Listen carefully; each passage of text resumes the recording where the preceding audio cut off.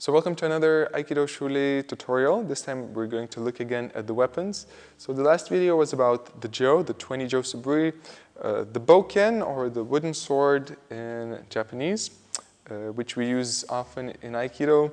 It has only 7 Suburi, so it's not as much as with the Jo, and they're somewhat a bit easier. Some of them are actually in the Jo movements, but we're going to look at 7 of them, and hopefully they'll help you in your progress with the weapons. So to begin with, the first Suburi, all 7 Suburi are going to start in the Ken Kamae. So Ken means sword in Japanese. So Ken Kamae is the sword stance. So the sword stance, actually the Aikido stance derives, it comes from the sword stance. So we're standing on the same line, on one line, and so the back foot is facing a bit to the side, front foot forward, same line here. Now the sword, the left hand is below. Often a lot of styles are mentioning that you have to feel the end of the bokken. The distance between the hands, you can actually have one, as if you would have one hand in between. So here. Now, the arms are fully extended because if you're holding the bokken here, not only does it engage the arm muscles, which is actually quite contrary to the Aikido, since we use a lot of hips or the center in Aikido, so we don't want to bring tension in the arms. Rather, the arms are fully extended. Now, also here, the distance, it's the distance between me and the person that if I would be facing. Here it's much bigger, and so I'm actually safer. So now, as I hold the bokken here, the hips are not actually completely straight. Again, they're a bit twisted to the side, same as in taijutsu, the techniques without using a weapon. So now the first Suburi, actually it's good to begin when you're learning, it's good to begin with the feet, with the foot movement. So the first movement is actually the front foot slides to the back foot and slides back. 1, 2. That's all you need to do with the feet this time. And now we're going to include the bokken. So foot to foot, bokken goes up, foot forward, from the front, foot to foot, raise the bokken up, foot forward, cut. Okay. Now the second Suburi, in a sense, you can look at it as if there's 2 different movements. So now, before I start, I turn the back foot turns, I go back, and I raise the bokken up in front of the head, diagonally here. There's a pause here. Now the second movement, I go forward. As I go forward, the bokken drops behind the back and cut. So from the front, step back, raise the bokken, step forward, so now the third movement, in a sense, you can look at it as if there's 3 different movements. That's a good way to memorize that. First Suburi, 1 cut, 1 movement. Second Suburi, 1, 2. Now the third, one way you can look at it. So again, it starts, as in the second Suburi, it starts with a step back. So I step back. Yeah, this time I don't lift the bokken fully up. This time the bokken is in front of the chest. The hips are a bit, the core of the body, it's a bit twisted, more facing forward. So now the bokken here, straight up. And I'm lifting up the bokken as if I would like to pierce the ceiling. Now I slightly turn the hips and I lower the bokken next to the side. My center drops, my legs drop. Back straight. I go forward, behind, and cut. So now we're going to do the first Suburi. I'm going to show it from the other side, since there's a lot of movement on the right side. There's the first movement. 2, 3, and cut. Now from the front. 1, 2, and 3. Cut. Now the first Suburi, again, it's going to be good to look at the feet before we start. So now the feet, the first 4 Suburi actually can do it on the spot, or you can do it in movement. I'm going to show both. Now the feet, it's a bit counterintuitive, so we have to look into it. In the first Suburi, the front foot went back. Now the back foot is going to go forward, foot to foot, and I change the feet, go back. Foot to foot, go back. So I keep switching the feet.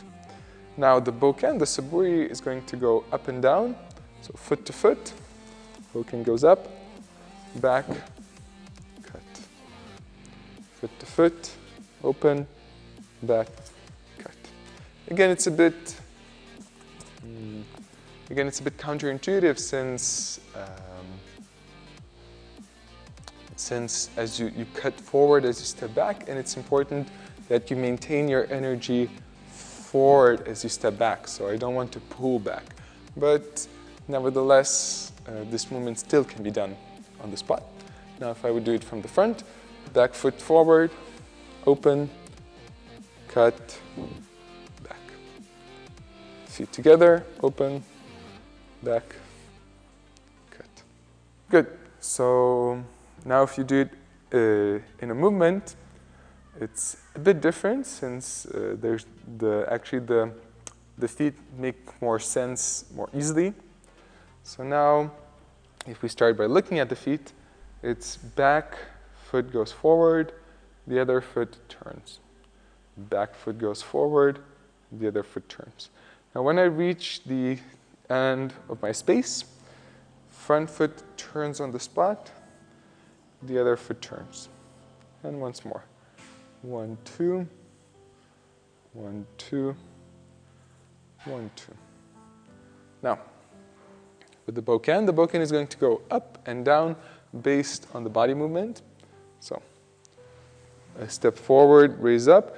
As I turn the back foot, the hips turn, cut.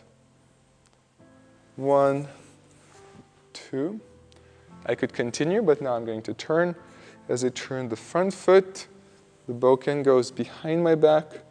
I turn the other foot, finish the cut. 1, 2, 1, 2, turn, cut. Okay, so we have 2 more Suburis left. Probably you could say that they're the most difficult, but they're both actually similar. You could do it on the spot as well, but actually it's rarely done, and it's quite complicated. So unless somebody needs it, let me know in the comments. But otherwise, we're going to skip it. We're going to go straight to the movement, to the Suburi in movement. So now the feet, we can look at the feet first.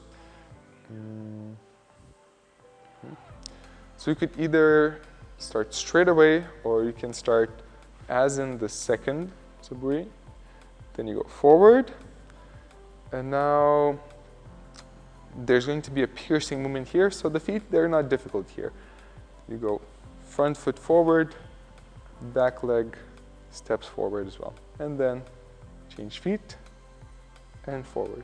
So it's a good movement for the taijutsu, the open-handed techniques, since in Aikido there's quite a bit of the movement with the front foot when you do kokinage or many other techniques. So again, it's a good connection between Bokken and taijutsu. But now as we do it with the Bokken, as mentioned, you can start in the second Suburi. open, cut. And now we're going to do the movement with the feet. And as I move with the feet, now the bokken turns to the side, and the back leg steps in, appears here. So now the fifth movement is actually similar to the fourth movement, so luckily enough, the feet are going to be the same. If we do it on the spot, it's foot to foot, step back. Foot to foot, step back. But now the bokken, the movement is going to be a bit more complicated. I'm going to start from the front since you will see it better. Now, as I raise the bokken, the center line, the bokken raises through the center line. So the right hand will go up. The tip of the bokken is going to go to the side of the front leg. So here, behind my back, cut. Now, if it's the left foot, as I step in, raise up, tip goes through the left, cut. And now we will include the left hand. So 1, 2, 1, 2. Now the same in movement. Again, we're going to walk straight forward, but this time as I walk, if it's the right foot, the tip of the bokken goes to the right, behind the back, cut. Cut. When I turn here, it naturally does that. It's the same movement of the fifth suburi. Go forward, cut, forward, cut, turn, cut. Good. So we have 2 more movements left. The sixth and the seventh suburi are actually probably the most complicated, but they're similar in between, so it shouldn't cause too many trouble. So you could do it on the spot as well, but rarely somebody does it, and it's quite complicated too, so we're going to skip it unless you need it. If you need it, let me know in the comments. So, the sixth suburi you can start straight away, or you can go back in the second suburi. We're going to start with the second one. Forward, cut. And now the front foot guides. I step in with the front foot, the back leg comes in, I turn the bokken sideways, pierce. Now the fifth suburi, cut, and I add, again, a pierce. Turn, cut, pierce with the whole body, arms fully extended, cut, pierce, turn, cut. And we would continue with the pierce. Right, and we have the last suburi, the seventh suburi. So now what's interesting about the seventh suburi is actually in the movement itself, it involves 2 different movements. So it connects the strongest cut and the strongest pierce. What I mean by saying that is that you will always cut with the right foot forward, and you will always pierce with the left foot forward here. I can shortly explain why. It's because when the right foot is forward and I cut with the bokken, it's actually stronger than on the left side. On the left side, one of my arms is bent, so the cut is not the same, it's not as strong. The pierce, it's vice versa. On the right side, there's no support here, the arms are straight. Here, they are actually in a stronger position. So basically, the best cut and the best pierce in one movement. So once more, now the seventh suburi, you have to start with the second suburi by going back and cutting, since then you start with the right leg forward. So that's 1, 2, right side cut. Now straight, step forward with the left foot, and the other foot turns, turn the bokken, pierce. The blade is looking away from my body. Now the fifth suburi. So I'm doing it a bit tightly, so you would see it still. You would still see me in the camera. So normally you would keep on moving much more. And again, left foot goes forward, pierce. I turn. Now naturally it's the right side cut. Left foot, pierce. Right side cut. Left foot, pierce. Turn around, cut, and you can continue forever. Now just to summarize, I'm going to repeat all the 7 movements one by one. So the first suburi, in Japanese, ichi no suburi, is 1 movement. Basically, 1. The second suburi, 1, 2. The second suburi in Japanese is ni no suburi. Now this third suburi is san no suburi. Step back 1, lift, go down 2, cut 3. Now the fourth, on the spot, back foot forward, step back, cut, foot to foot, cut. Now in movement, 1, 2, 3, 4, 5. Okay, so now the fourth suburi is yon no suburi. In Japanese, you can see there 4 is either shi or yon, but normally in suburi we say yon no suburi. Now the fifth, on the spot, foot to foot, I go diagonally up, cut, through the side, cut, and in movement, 1, 2, 3, 4, 5. Now the sixth, we're going to start straight into movement. We're not going to do on the spot. So we're going to start with the second one. 1, 2, same side, pierce, cut, pierce, turn around, cut, pierce, cut, pierce, cut. So as I said, normally the movement would be longer. So if I would do it without limited space, it would be more like 1, 2. But I'm doing shorter movements because it's I need to fit in the camera. And the last suburi, the seventh suburi, 1, 2, 3, 4, 5, here, here, here, turn around. Good. So we're actually done. These are the 7 suburis. So these are the basic solo movements. There's obviously movements together with the sword with another partner, sword and staff, the jo, and there's a special exercise called kimusubi no tachi. So there's a bunch of stuff. Right now we're looking at suburi. If you feel you need some explanations with movements, with the bokken, with the partner, let me know in the comments or write me. I'll definitely make sure to take note of that. Otherwise, if you have any questions with the suburis, write me in the comments, let me know. Also, if you want to film yourself, send it to me so I could see and maybe check your mistakes. You can definitely do that. I need to tell you that different instructors see different mistakes or they want different things. So it's a bit tricky there. But nevertheless, if you feel inspired. And otherwise, we have a bunch of other videos, special Aikido videos, ukemi tutorials. There's the Jo Suburi tutorial. Do check everything that's out there and stay inspired.